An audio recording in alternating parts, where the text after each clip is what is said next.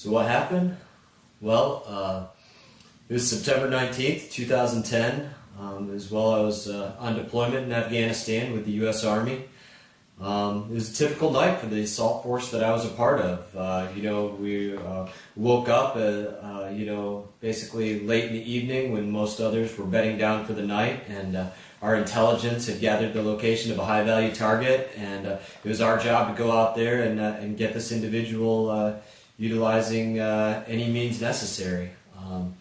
So that particular night, as we headed out into the dark, I remember the mission, as we were flying into the landing zone, it came under pretty heavy fire from the ground. Several RPGs went whizzing by our helicopter, and even in the face of direct gunfire, our brave pilots put those birds right on the ground so that the rest of us could shuttle off and go do the work that we do.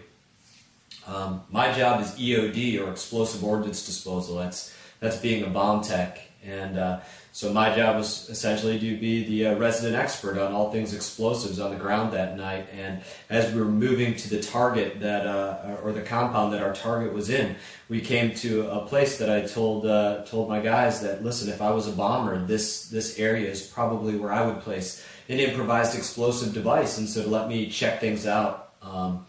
So several snipers, they were behind me and they were providing overwatch for me, and I went through all the methods that I would use to search for bombs and things like that. I looked for any signs of disturbed earth, and I looked for wires and batteries and really anything that might be out of place, and I didn't find or see anything. Eventually I got down on my hands and knees and I pulled a little metal detector out of my pocket, and I started gently prodding the earth in front of me, looking for anything that might be a pressure plate or something with a metallic signature, and I really found and saw nothing. So I stood up and I gave the snipers that were behind me the signal that I was going to forge ahead. And as I did that, I took about 1 or 2 steps beyond the area that I had searched, and I found that device that I suspected was there. It happened in a flash. I remember this blinding flash, and it felt like an uppercut from some heavyweight boxer just landed squarely on my chin and landed me on my back. And I remember laying there, and as I'm laying there on my back, I could hear my men. They were talking through the earpiece, saying that EOD had been hit. That was me, and I can remember pretty much simultaneously I was looking at my hand and my fingers, and all of my fingers were broken, and they were pointing in directions fingers weren't supposed to point in, and the underside of my forearm was split in two, basically barely hanging on, and I knew immediately that there was some reason that I couldn't stand up. And pretty much right at that time, my men got to me, and they were able to start providing the life-saving aid that they used to save my life. They applied tourniquets on what was left of my mangled legs and my mangled arm to stop the hemorrhaging, and basically prepared me, got me onto a stretcher in advance of being transported back to the helicopters, which we had just left. And pretty much the last thing I remember from that night, aside from my men transporting me back to the helicopters, was as I lay there on the floor of that helicopter, my men giving me one final salute and telling me that I would be okay. And those guys, when they said that, they were completely right. I would be okay, but being all right and being okay today, it's not something that was just chance or luck or indifference. It's not something that just happened. It happened through conscious efforts from people all around our country.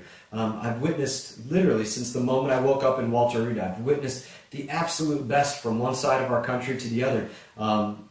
Women that like to quilt, that literally sew quilts like this that they provide to every service member coming through Walter Reed. People that are interested in scuba diving, getting guys out there scuba diving. People that are interested in hunting or skydiving or fly fishing or whatever it may be. They're trying to get wounded warriors out there to say, look, it doesn't matter that you're injured. You can still get out there and do whatever it is that you want to do. You can return to this normal routine of life. You just have to find your own way to do it.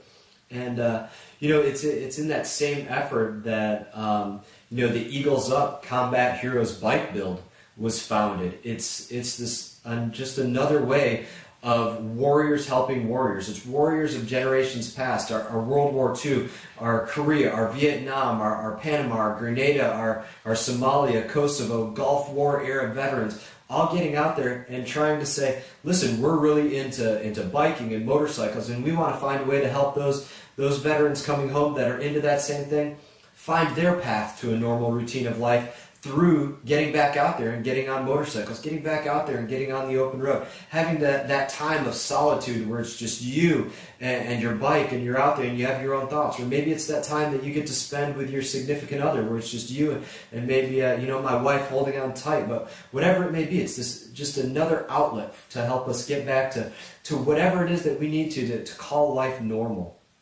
And it's been amazing that there's programs out there that help us try to move forward with life and get back to these places that we need to be. How do I move forward now? Generally, I have to say that I'm very blessed in the area that I live in here in South Florida, that my community has some great programs that actually get out there and help to provide opportunities for kids with both physical and mental disabilities to get out there and do athletic sports. A program that I like to work with is called Parkland Buddy Sports, where guys get out there and help these kids to play soccer or basketball or whatever else they may want to do.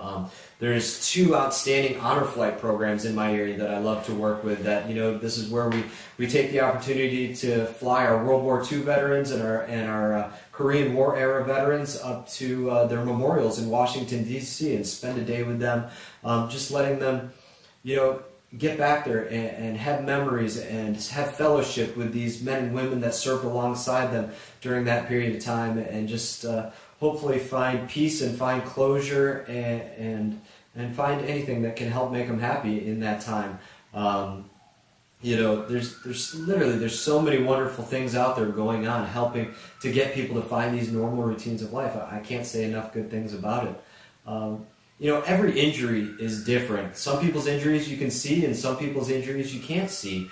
But no matter whether you can see or not see them, guys need to find a way to recover and ways to get back up and pull ourselves up by our bootstraps. And we're blessed that we live in this country that there's so many people willing to go and say, I'm going to find a way to do that, and find a way that I have a sport or a hobby or an interest or something that I'm good at, and I'm going to find a way to apply that to the veterans coming home. And that's where really, the Eagles Up Combat Hero Bike Build, that's what they're trying to do. And I can't thank you guys enough. I couldn't be more honored that you guys have been willing to take on me and say, hey, we're gonna try to find a way to help you get back to that normal routine of life. So thank you guys. I couldn't thank you more.